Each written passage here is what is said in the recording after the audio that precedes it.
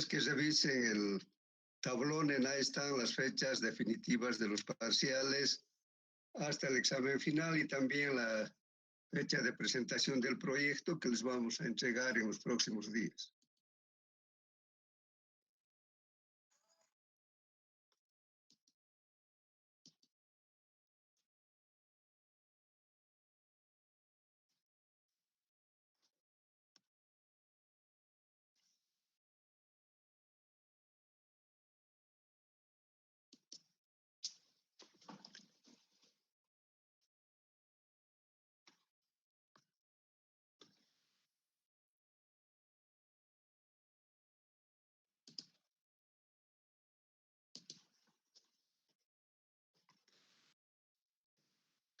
Vamos a ver un poquito los datos que tenemos de nuestras carreteras.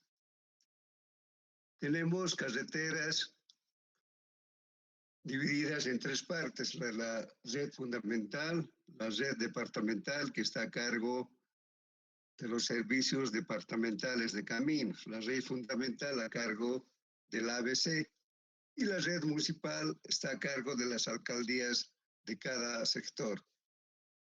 Entonces podemos ver que en total tenemos, que empezando el 2000 teníamos 41.820 kilómetros en total, sumando los tres tipos de carreteras, sea fundamental, departamental y municipal. El 2019 hemos alcanzado a 137.611. O sea, ha habido un incremento importante de la longitud de los caminos, principalmente los caminos de tierra y los municipales. Si ustedes ven este café, se refiere a los caminos municipales, el amarillo a los departamentales y el azul a la red fundamental, donde en realidad el cambio no ha sido muy significativo. De 10.478 se ha subido a 16.294. En cambio, en los caminos municipales sí ha habido un incremento muy grande, de 41.820 a 137.611. Y en la red departamental tampoco no es significativo el incremento. El 2012 había contabilizado 11.531 y el 2019 35.946. De todas maneras, ha habido un crecimiento importante de las carreteras que vinculan nuestro país. Pero también es importante saber cómo son estas carreteras, qué tipo de capa de rodadura tienen. La red fundamental tiene 2.409 kilómetros con pavimento entre flexible y rígido. El pavimento rígido es aproximadamente el 30% del total y el 70% sigue siendo pavimento flexible. Los caminos de ripio en la red fundamental son de 4.027 y todavía tenemos también caminos de tierra en la red fundamental de 1.166. Entonces tenemos un total de 7.602, que significa un 14.3% nada más del total de la longitud de los caminos que tenemos en Bolivia. Y si tenemos en cuenta la parte pavimentada con referencia al total de 7.602 para la red fundamental, solo tienen pavimento el 5,5%. En la complementaria, que en realidad es la que está a cargo del SEDCAM, tenemos solo 304 kilómetros con pavimento, 3.529 kilómetros con ripio y 2.258 caminos de tierra. En total, 6.091 y representa el 11.5% del total de la red vial de Bolivia. Los vecinales, que en su mayoría son parte de la administración de los municipios, pavimento solamente tiene 220 kilómetros. de ripio 8.824 y una gran cantidad, una gran longitud de caminos vecinales de tierra, que sería de 30.416, que hace un total de 39.460.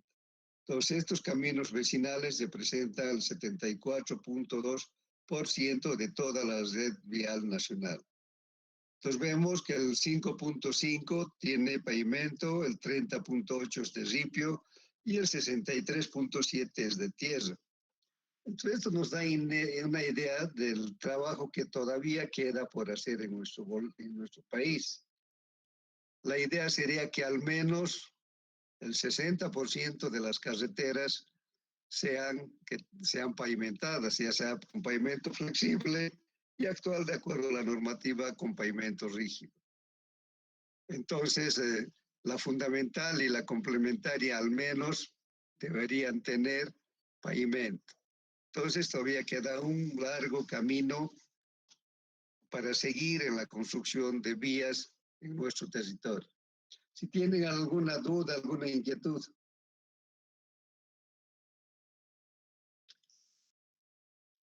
¿Cómo ha sido el crecimiento del parque automotor en Bolivia? En el 2010 se habían registrado 961.228 vehículos. El 2019 ha llegado a 2.013.400. O sea, ha tenido un crecimiento de más del 100%. En La Paz hay un total de 248.490 el 2010 y el 2019 llega a 471.873. De estos, la mayoría son particulares, 445.835. El transporte público es de 11.612 y los vehículos oficiales son 14.426. O sea, la cantidad de vehículos que tiene el Estado es bastante grande. En los datos de camiones o vehículos particulares no solamente están los automóviles, sino también los camiones que hacen transporte de larga distancia, los camiones que hacen transporte interdepartamental, etc. Porque esos no son de transporte público. Por eso que no aparecen en ese sector, sino como particular. En Cochabamba se tenía el 2010 223.747 vehículos y el 2019 se ha llegado a 432.431. Entonces, esto nos explica el terrible congestionamiento que tenemos en la ciudad. Los particulares son 187.727 el 2010 y alcanzan a 378.347 el 2019. El transporte público crece de 33.629 a 48.963. Vemos que existe una diferencia importante con el tráfico público que está registrado en la ciudad de La Paz. En Santa Cruz, que es la ciudad con mayor parque automotor, el 2010 con 292.723 y el 2019 alcanza a 686.970. Entonces el particular 653.000, el público 29.355 y los vehículos oficiales 4.545. Si tienen alguna pregunta. Entonces, esto también nos da una idea de que la ingeniería civil tiene un trabajo muy extenso para solucionar estos problemas que genera el crecimiento descontrolado del parque automotor. Si tienen alguna pregunta.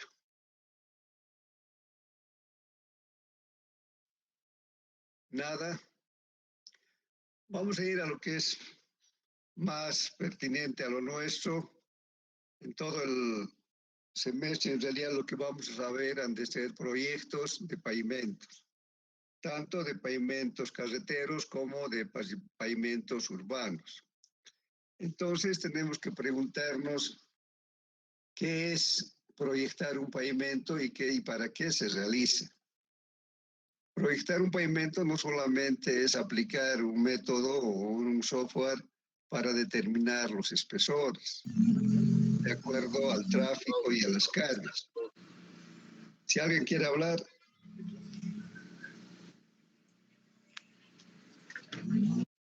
Entonces, hacer el proyecto de un pavimento significa buscar la mejor combinación de materiales y eso nos va a dar también con otro tipo de combinación de espesores y posiciones de las capas que constituyen la estructura del pavimento. O sea, nuestra finalidad es que con los materiales disponibles tenemos que dar una respuesta adecuada al tráfico de cargas y de pasajeros, pero de la forma más económica posible y lógicamente dando una respuesta técnica que cumple los requerimientos que tiene una vía.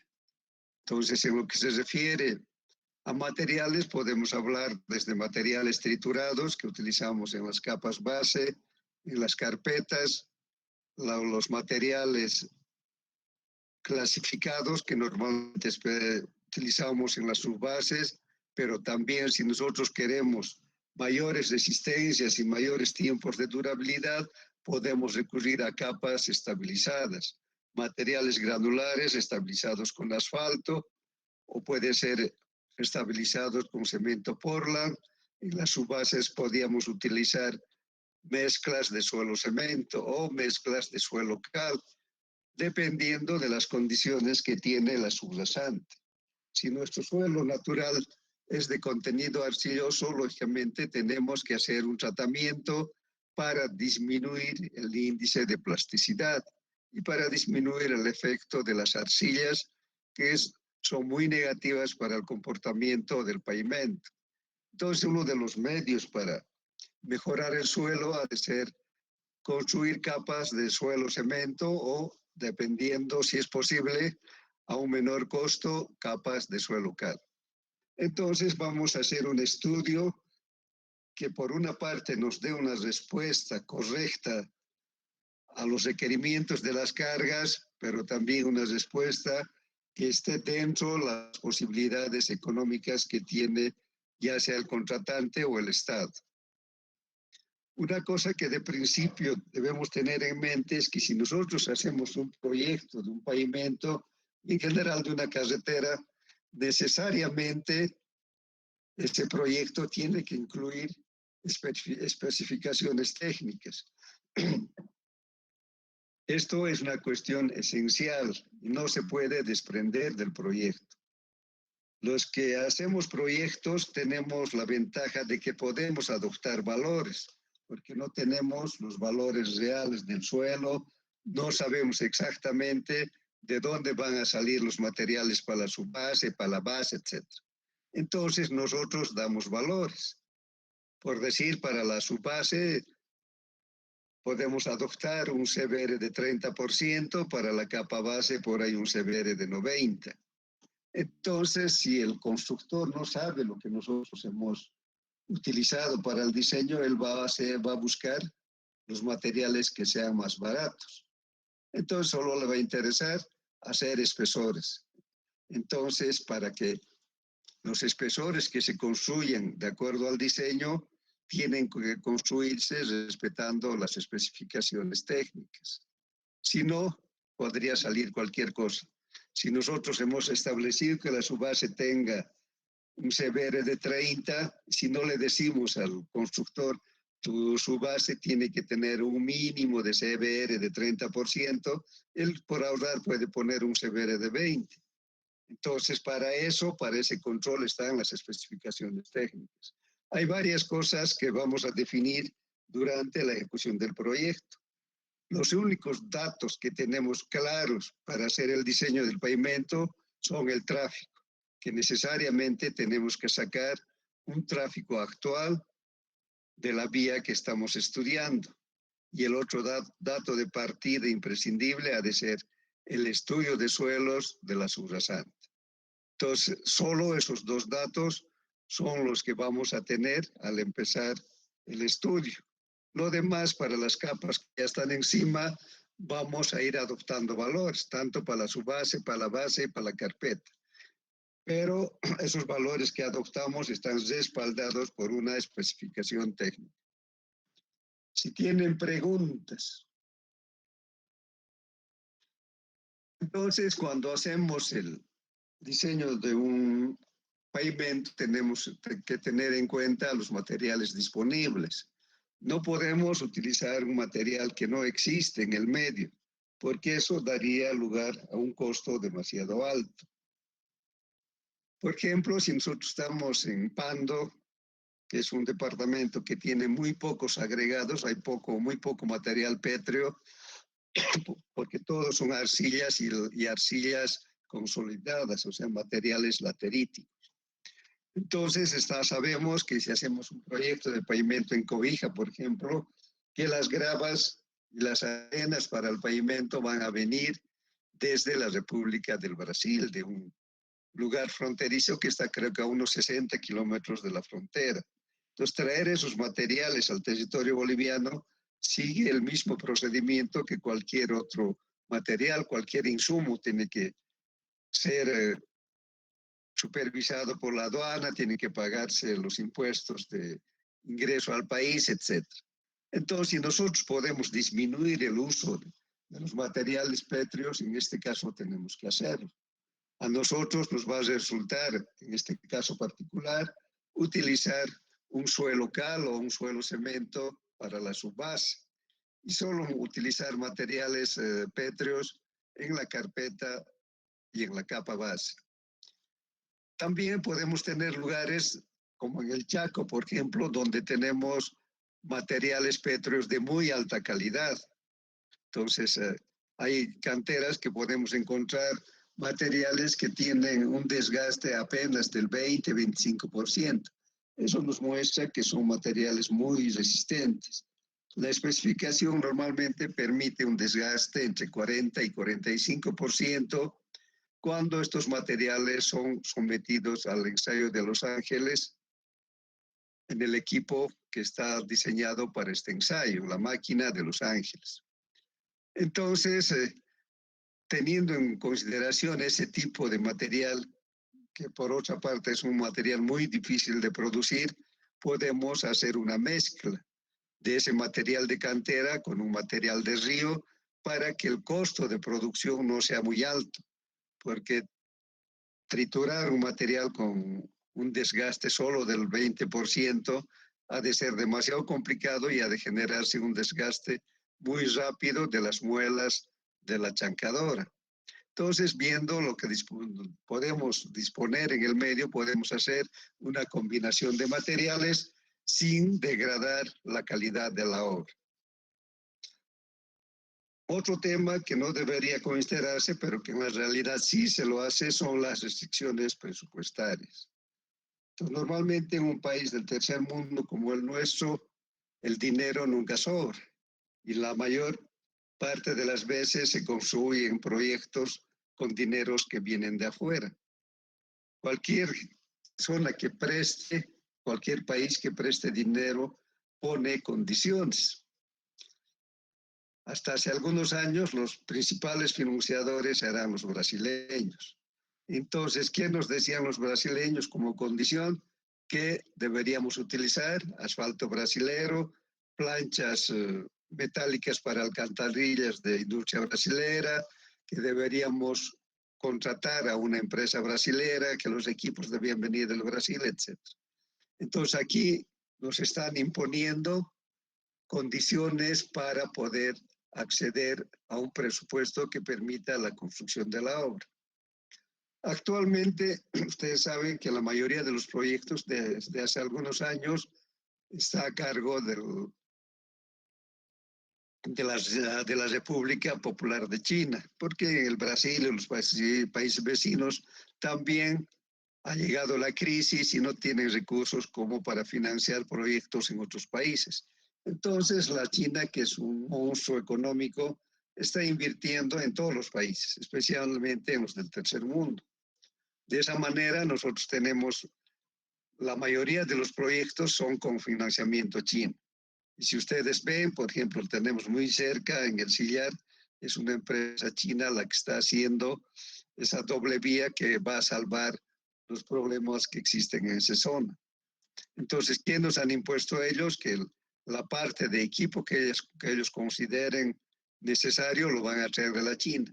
Y si no les conviene, lógicamente alquilan en nuestro país, pero tienen esa libertad de traer o de alquilar. Y lógicamente todo el personal superior es chino. Entonces los bolivianos estamos casi al servicio de los chinos, porque ellos siempre van a ser los que van a ordenar. Entonces los salarios por eso son bastante bajos para los ingenieros nacionales. Lógicamente los chinos tampoco deben ganar mucho porque son parte de un gobierno socialista, donde tienen un control muy estricto de los salarios que se ganan, que no pueden ganar tampoco más de lo necesario. Entonces, pero de todas maneras, esa imposición presupuestaria no nos permite trabajar con libertad.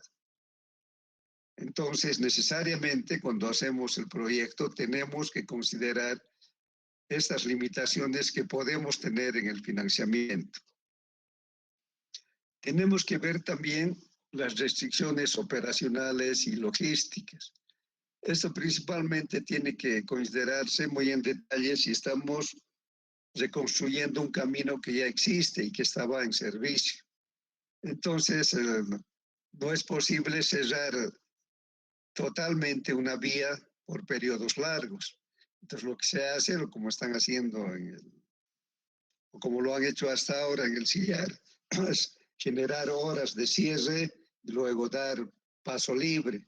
O finalmente hacer desvíos, hacer caminos paralelos para que no se corte el servicio. Entonces, esto nos obliga a tener otro tipo de logística y de introducir restricciones operacionales para que se pueda ejecutar el proyecto. Si tienen preguntas.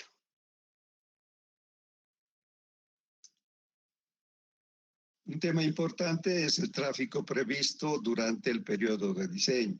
No nos interesa solamente el tráfico que existe en este momento.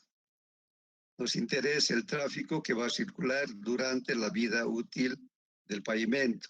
Si nuestro periodo de diseño es 20 años, entonces tenemos que calcular a través de datos estadísticos y del tráfico actual, el tráfico que va a tener esa carretera durante los próximos 20 años. Incluso normalmente tenemos que considerar que si en este año hacemos el estudio de tráfico, hacemos los aforos, tenemos que estar conscientes que el camino no va a empezar a funcionar este mismo año. Entonces, el estudio de tráfico puede ser del 2021 y el proyecto por ahí recién empieza a operar el 2025. Entonces, ¿cómo vamos a hacer para compensar ese crecimiento de tráfico que se va a dar entre el 2021 y el 2025? Entonces, nosotros vamos a decir, el año cero del proyecto es el año 2025, que es el año en que estimamos va a empezar a ponerse en servicio. Entonces, ahí ya vamos a tener un crecimiento del tráfico actual hasta el tráfico del año cero. Y a partir del año cero también va a seguir el crecimiento hasta los 20 años que va a durar la vida del proyecto. Entonces, para esto, ustedes, si no lo han hecho, están haciendo actualmente ingeniería de tráfico, que es una materia muy importante y que nos permite ir haciendo las previsiones de tráfico con todas las consideraciones que se debe realizar para tener un resultado que esté muy cerca de la realidad. También hay que considerar las condiciones climáticas. Esto tiene que ver un poco también con el tipo de pavimento que debemos elegir. En zonas muy cálidas, el pavimento flexible, como su nombre indica, es con la temperatura, tiende a ablandarse. Entonces puede provocarse con mayor facilidad la falla que se llama ahuellamiento, que es un acanalamiento en el sentido, en la posición que ocupan las ruedas. Entonces, en clima de clima muy caliente no sería conveniente un pavimento flexible. Lógicamente que en la actualidad existen formas de mejorar el desempeño del asfalto mediante la utilización de asfaltos modificados, la incorporación de caucho y una serie de aditivos que pueden hacer que el pavimento flexible se comporte mejor cuando los climas son muy cálidos. Y contrariamente, en climas muy fríos, también el pavimento que más daño sufre es el pavimento flexible, porque el asfalto cuando hace mucho frío se pone rígido, deja de tener sus cualidades de flexibilidad. Entonces, si en esas condiciones tenemos un tráfico pesado, lo que va a hacer es producir fisuras. Entonces, pero también para esto los asfaltos modificados en realidad buscan un equilibrio, que no haya grandes cambios entre el clima muy frío o las temperaturas muy frías de la mañana y las temperaturas muy altas de la tarde. Entonces va a ser un tema muy importante. Cuando hagamos pavimentos rígidos, vamos a hacer el primer intento que se ha hecho para considerar las condiciones climáticas en el diseño del pavimento. Entonces, el ASTO 97, que es la antesala para el ASTO 2008, que es un método mecanicista, entonces se incorpora por primera vez datos de temperatura, de viento y de precipitación pluvial. Entonces, necesariamente las condiciones climáticas han de influir en el desempeño del pavimento que va a tener durante su vida de servicio. Después también debemos definir las estrategias de pavimentación, que puede ser por etapas si es que la certidumbre de los datos de tráfico no son satisfactorias. Por ejemplo, si estamos haciendo una vía por primera vez donde no existen datos de tráfico anteriores y solo nosotros sacamos un tráfico aproximado tomando en cuenta el crecimiento poblacional, el crecimiento del Producto Interno Bruto, el crecimiento del consumo de gasolina en la zona, etc. Entonces, lógicamente, esos datos tienen un rango muy grande de incertidumbre. Entonces, por eso la estrategia de pavimentación podría ser en dos etapas. Primero, un pavimento para 5 años, pero creando las condiciones de que la segunda etapa solamente sea un refuerzo para poder soportar el crecimiento de tráfico que se dé en esos 5 años. Porque de nada serviría hacer un pavimento grueso para un tráfico bajo. Si nosotros sabemos que los primeros años el tráfico de por sí ha de ser bajo y ha de ir incrementándose de a poco. Entonces, la mejor respuesta para estas incertidumbres del tráfico sería hacer un diseño del pavimento por etapas, hacer en una primera etapa para el tráfico que se ha estimado y en la segunda etapa, que podría ser a los 5 años, ya para el tráfico real que ha alcanzado el pavimento en servicio.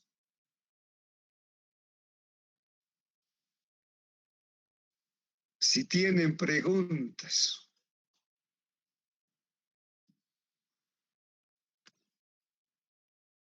A ver, creo que se están durmiendo.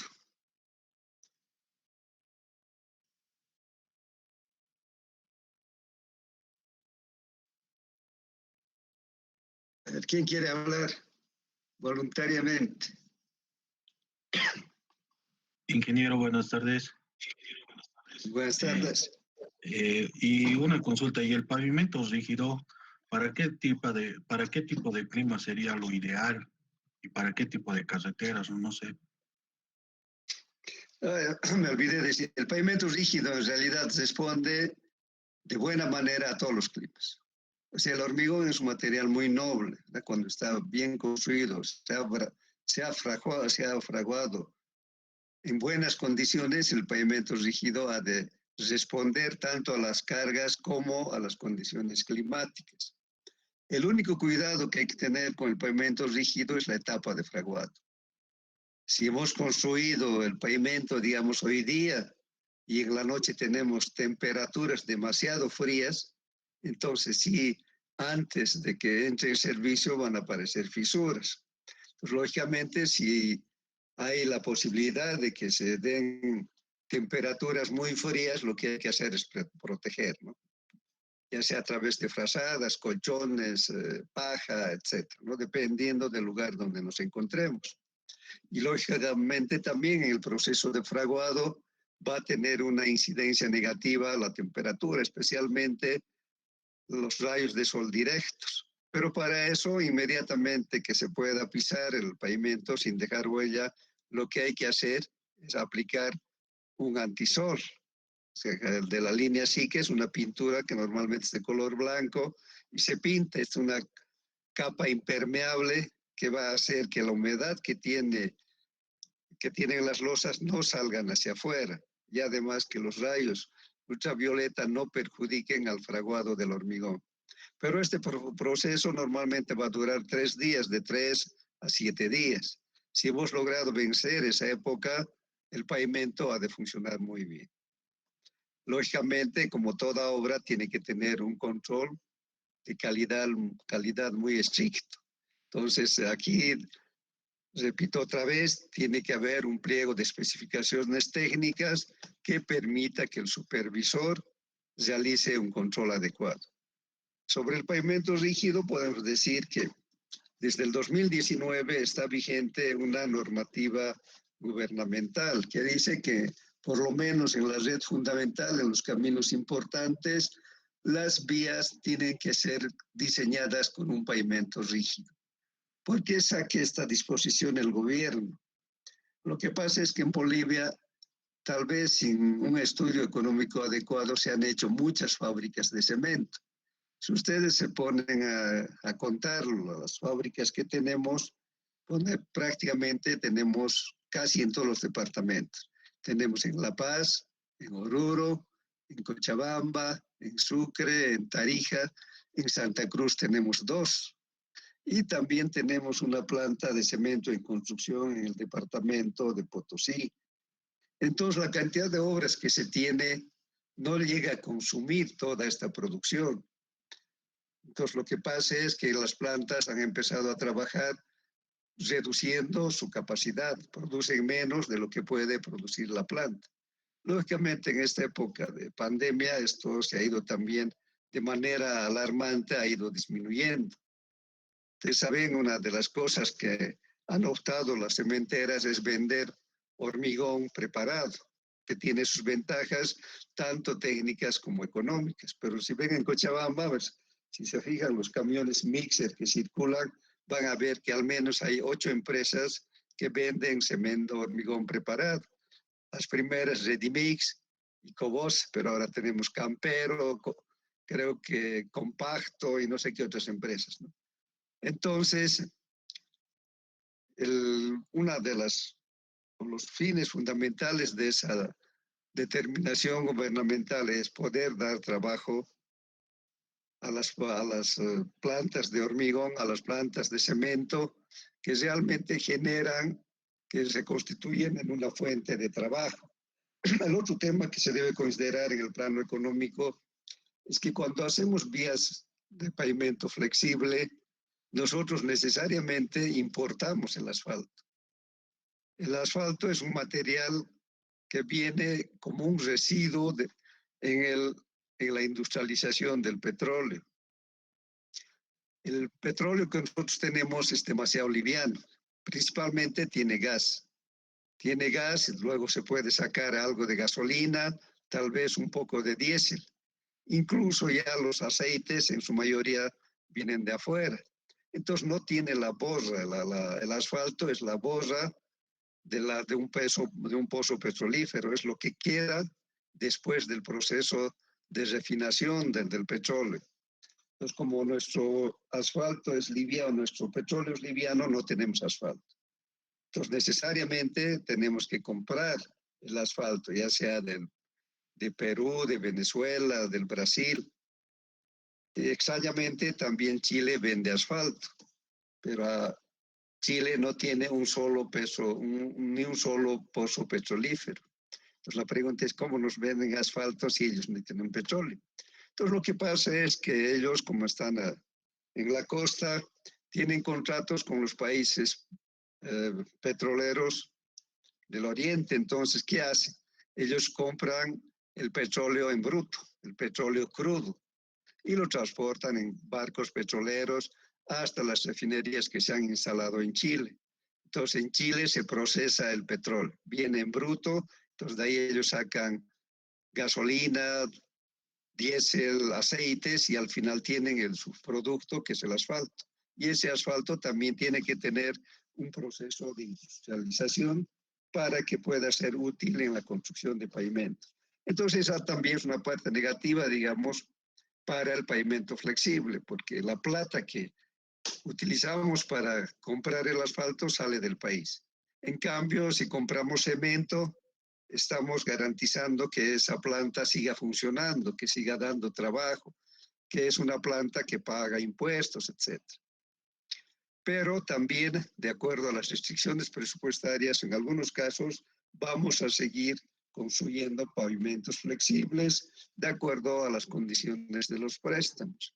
Y otra cosa para asegurar que vamos a seguir construyendo pavimentos flexibles es que en todo el país muchas alcaldías se han dado la aventura de comprar plantas de asfalto. Nosotros aquí en Cochabamba, por ejemplo, tenemos la planta de asfalto de Sacaba, la planta de asfalto de Quillacollo. Creo que la de Quillacollo ni siquiera empezó a funcionar, es una planta nuevita.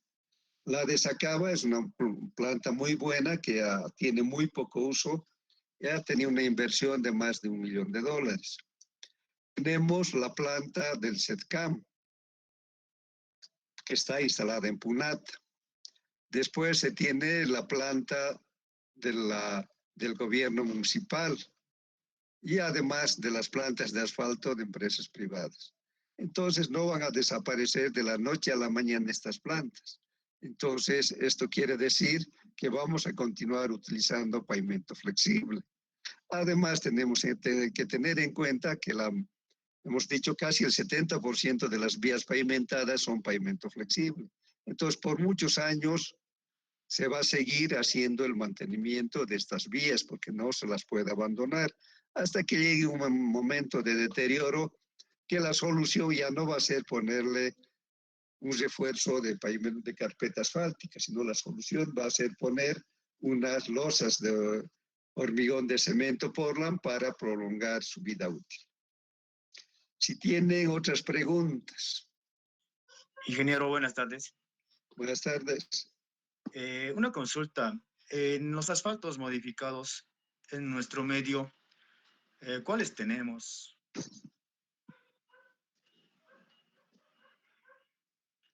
En realidad, en nuestro país no producimos asfaltos modificados. Traemos preparados. El que más se utiliza es el SBS, que es estireno, buteno, estireno. Son fórmulas químicas un poco complejas, pero en general el aditamento que tienen es caucho. Entonces, incorporar caucho a la mezcla asfáltica significa hacerlo más flexible.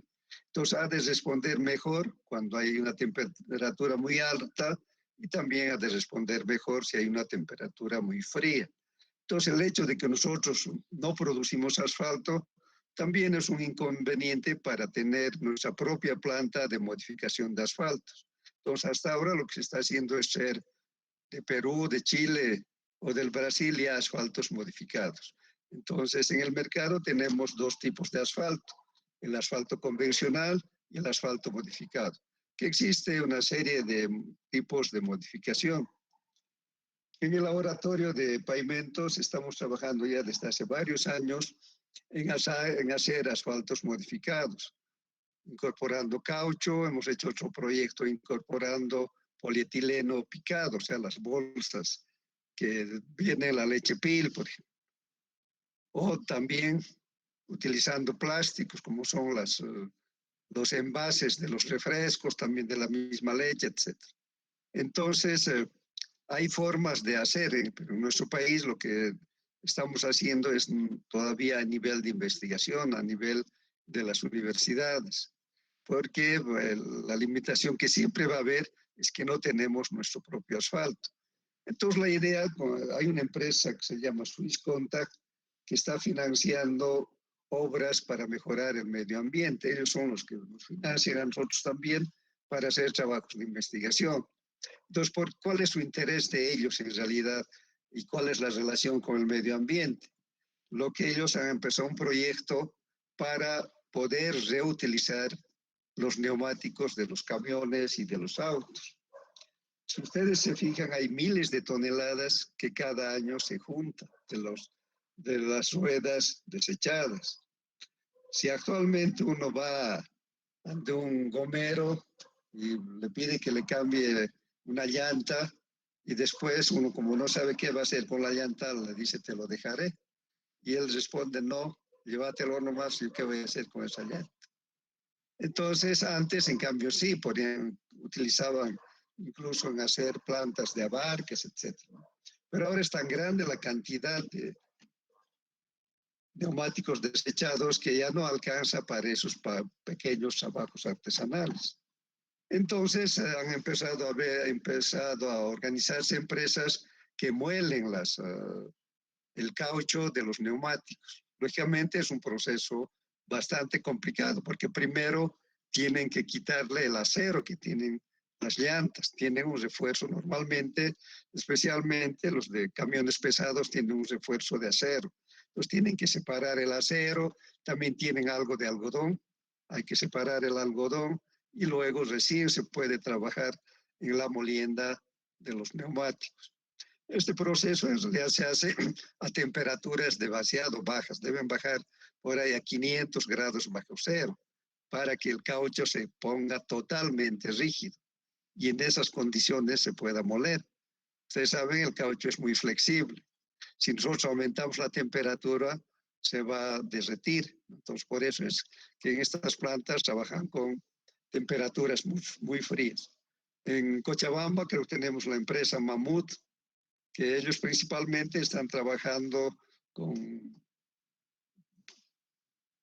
césped sintético para las canchitas. En Santa Cruz hay otra empresa, también obtienen caucho para la construcción de macetas, incluso están haciendo adoquines de caucho que se pueden utilizar en los patios, en los parques, etc.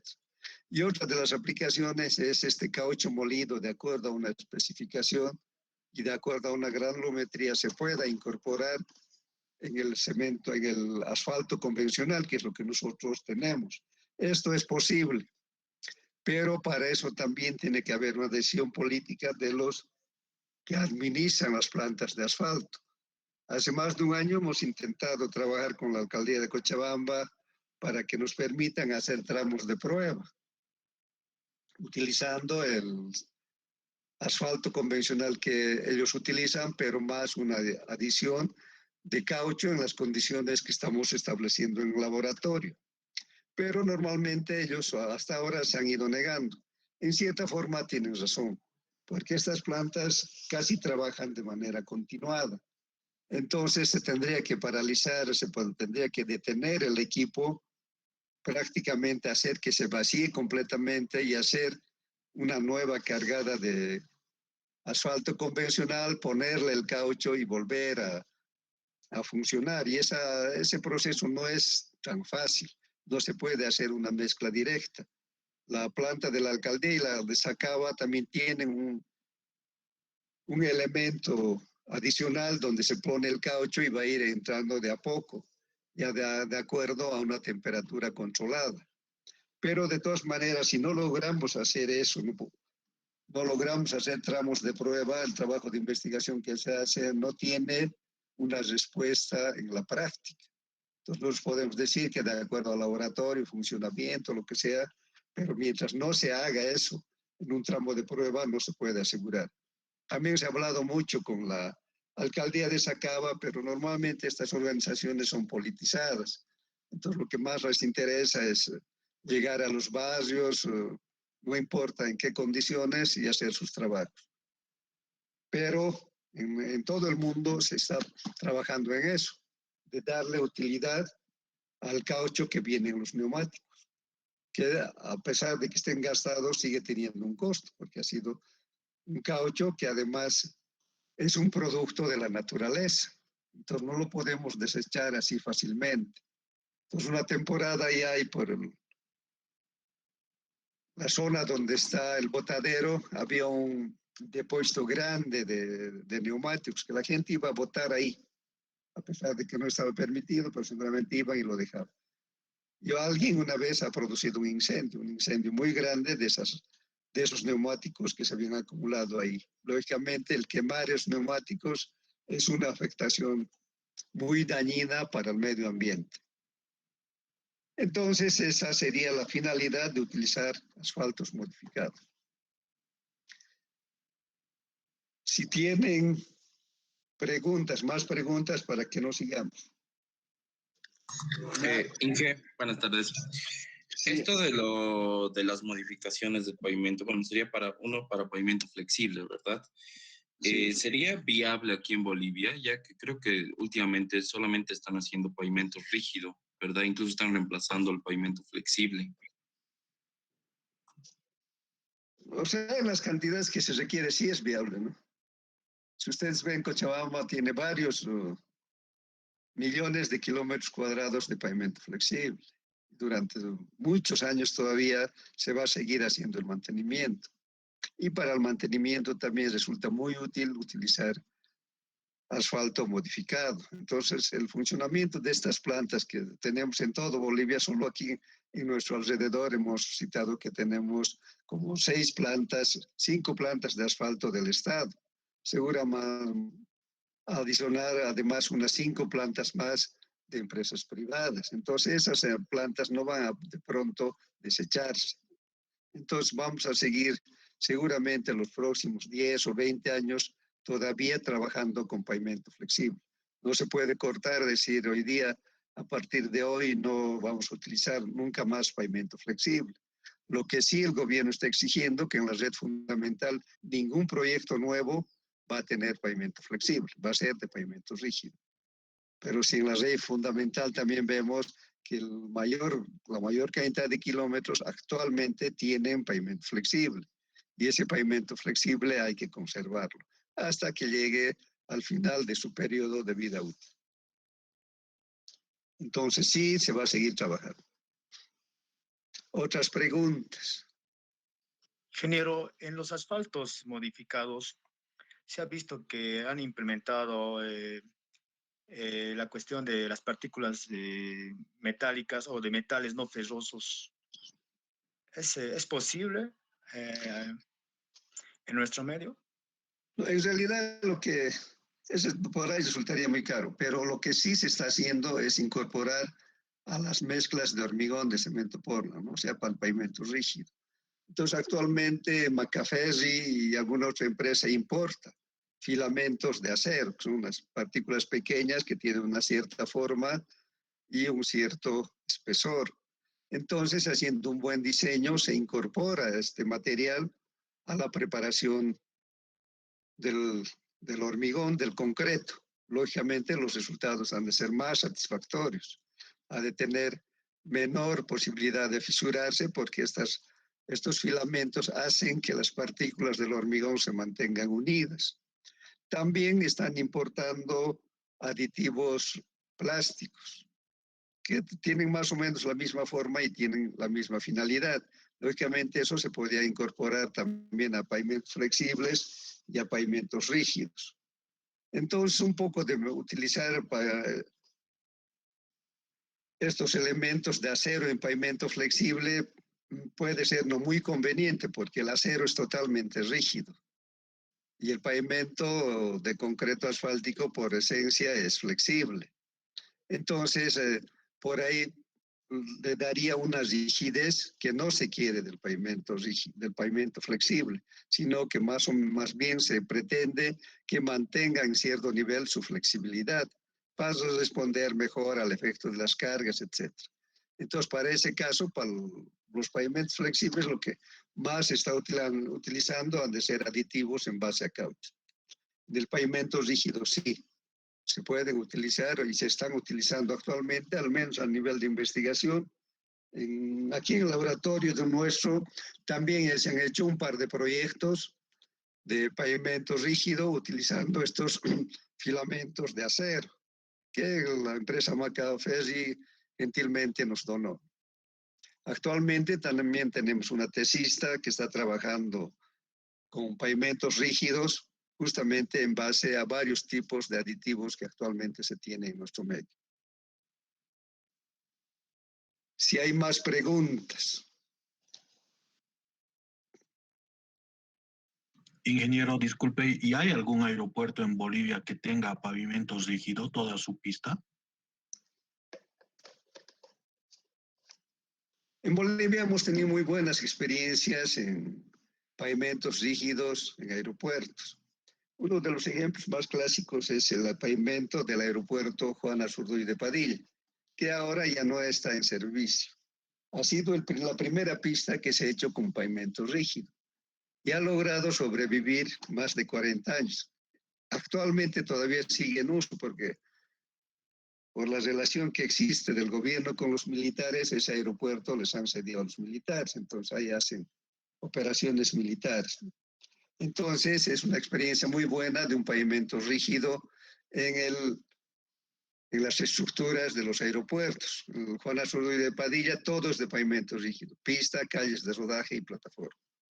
La otra experiencia que también ha resultado muy buena es el aeropuerto de Viru, que también tiene su pista, toda su estructura de pavimento rígido.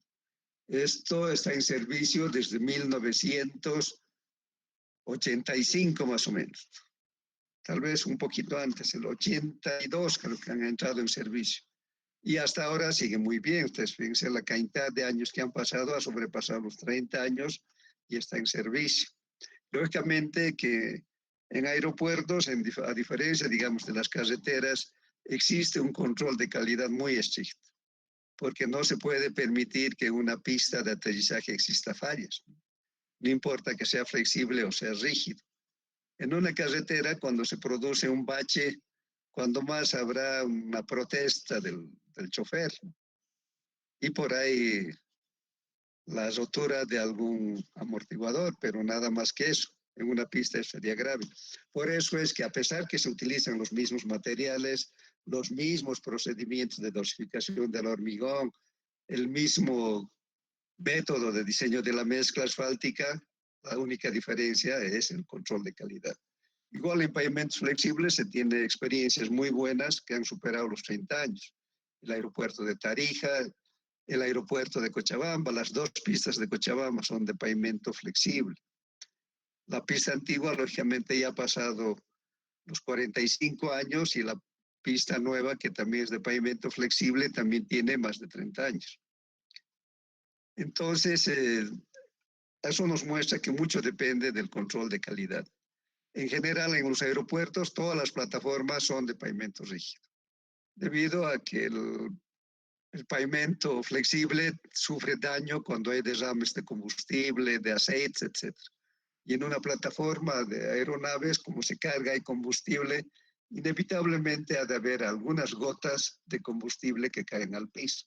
Pues por ese motivo todas las plataformas son de pavimento rígido. ¿Alguna otra pregunta?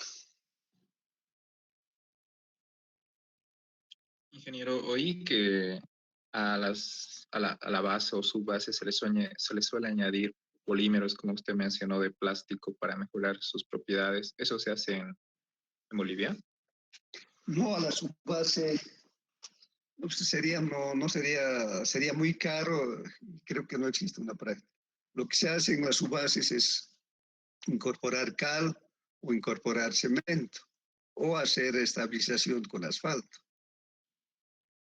Entonces, ustedes saben que la subbase se hace con equipo pesado, utilizando motoniveladoras, compactadores, etc. Cuando se incorpora cemento, cal, lo que se hace es, el ingeniero a cargo tiene que dimensionar bien, de acuerdo al espesor que va a tener la capa, la separación de las bolsas de cemento. No se lo va mezclando así uno por uno, sino se deja las bolsas de cemento, viene la motoniveladora y rompe las bolsas. Y el ayudante lo que va a hacer es retirar la bolsa vacía. Entonces, con las pasadas que da la motoniveladora, ese cemento que quedó en la superficie se va a ir mezclando hasta conformar una capa que tenga un contenido uniforme de cemento y del material que se ha elegido para construir la subbase. Lo mismo se hace con cal, lógicamente, además se riega, etc. Entonces, otro tipo de aditivos no. Lo que sí hay aditivos muy importantes, pero también muy costosos para estabilizar suelos arcillosos. Hay lugares donde las arcillas son muy dañinas. Entonces, a veces ni siquiera incorporando cal o cemento se logra estabilizar, pueden tener un porcentaje de expansión demasiado grande. Entonces, para esos casos sí hay aditivos. Hay un aditivo que se llama el Consolid, que se incorpora a la tierra con más agua, etcétera, y se forma una capa que es una capa bastante rígida. Y resulta ser un aislante entre la base, que es arcilla, y lo que viene encima, que es la estructura del pavimento. Pero solo en esos casos excepcionales, porque el costo es demasiado alto. Entonces, tengan en cuenta las fechas de examen. Todos los exámenes están para los días martes. Alguien me reclamó que porque tenían obras hidráulicas, creo, que también es parte del 10º semestre de la mención de geotecnia. Entonces, los exámenes vamos a tener los días martes. Fíjense, pero está ahí, está en detalle. Y de mañana no se olviden que la clase de mañana vamos a pasar a las 11:00. Si hay algunas otras preguntas.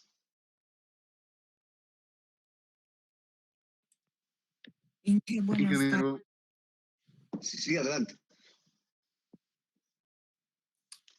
Adelante. Bueno, mi consulta era respecto a la publicación que hizo el día de ayer, ingeniero, respecto al software de DIPAP, el formulario de inscripción, ¿a quién le vamos a entregar, ingeniero? Disculpe. Gracias. Y si habría la posibilidad de cambiar los horarios, tal vez a los sábados, no sé qué opinan los compañeros, pero tal vez choques, ¿no?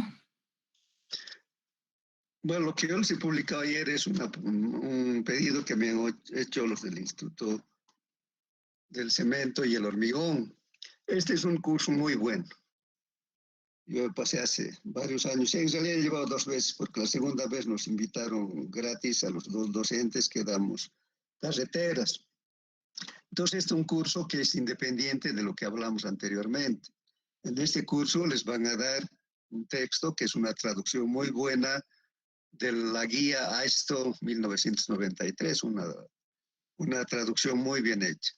Les van a dar el instalador, les van a dar un certificado de asistencia al curso. Además, la calidad del curso es muy buena.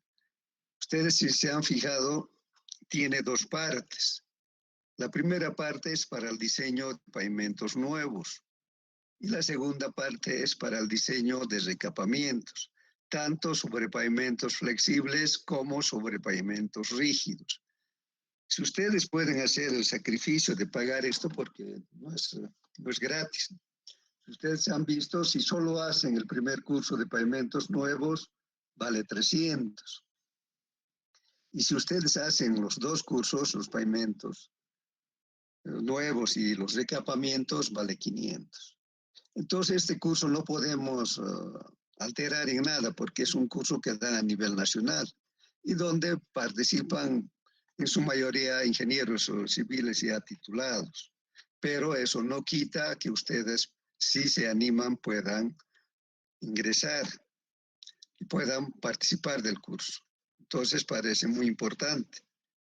Entonces, me avisan los que quieren participar, entonces podemos hablar con el IBCH tal vez para que les hagan alguna rebaja especial, pero tenemos que estar seguros de quienes quieren participar.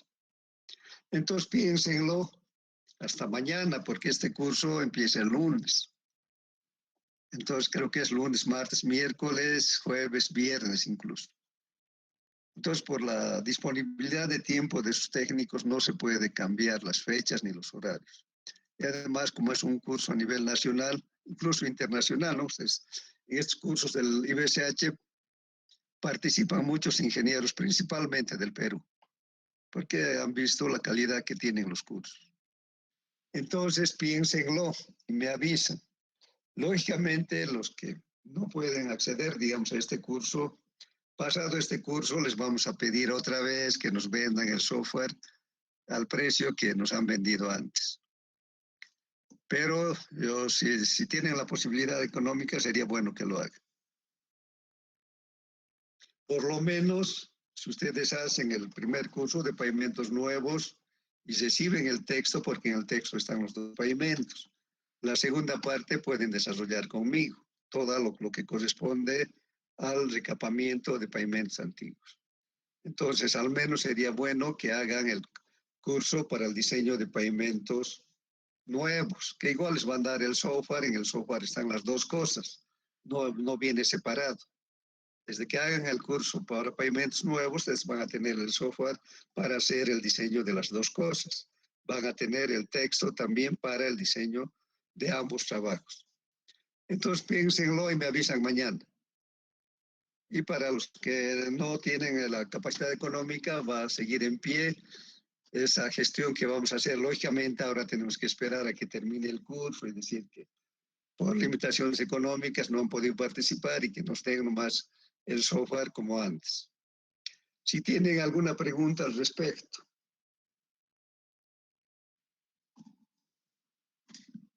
Nada más, entonces, mañana me avisan. Nos quedamos ahí, hoy día hemos hablado mucho, mañana vamos a dejar de hablar y vamos a avanzar. Ingeniero, ¿Sí, alguien quería hablar? sobre el código de Classroom que ha dejado en la web, sí, intenté ingresar a la clase y no he podido unirme. No sé si podría revisar si está dando bien.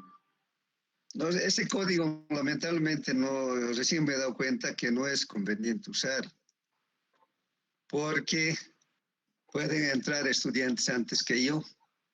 Entonces eso no sería bueno, no podían manejar incluso la clase, dependiendo de la intención que tenga el que entra antes que yo. Como si está ahí puesto, entonces cualquiera puede entrar en cualquier momento, ¿verdad?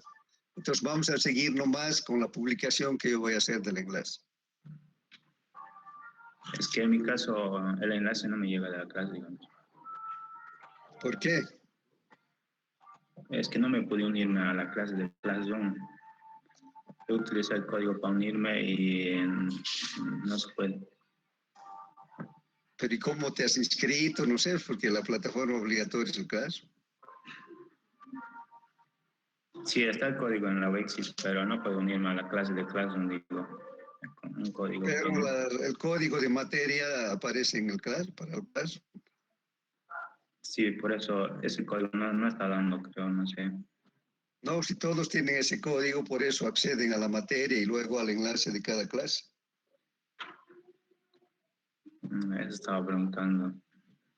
Intenté ingresar, no daba. ¿Y cómo has ingresado ahora? Me he hecho pasar nomás el enlace de la clase. A ver, voy a consultar un poco qué puede ser lo que pasa. Gracias. Listo, que les vaya muy bien. Entonces, los que llevan... Inge, una última cosa, perdón. Sí, adelante. Para lo que nos solicitó sobre los nombres, de cambiar el segundo nombre a solo a la inicial, ¿no? No Sí. se puede cambiar, Inge, cuando tenemos los correos institucionales, no nos permite. Ya, bueno, pero por lo menos cambien lo que corresponde a su identificador. Ah, bueno, sí, los nombres están clara están. la fotografía, ¿no? Por ejemplo, ahora Sí, me está bien. aparece un G y no sé qué otro. Entonces, eso no puede ser todo el tiempo, tienen que estar con su identificador correcto.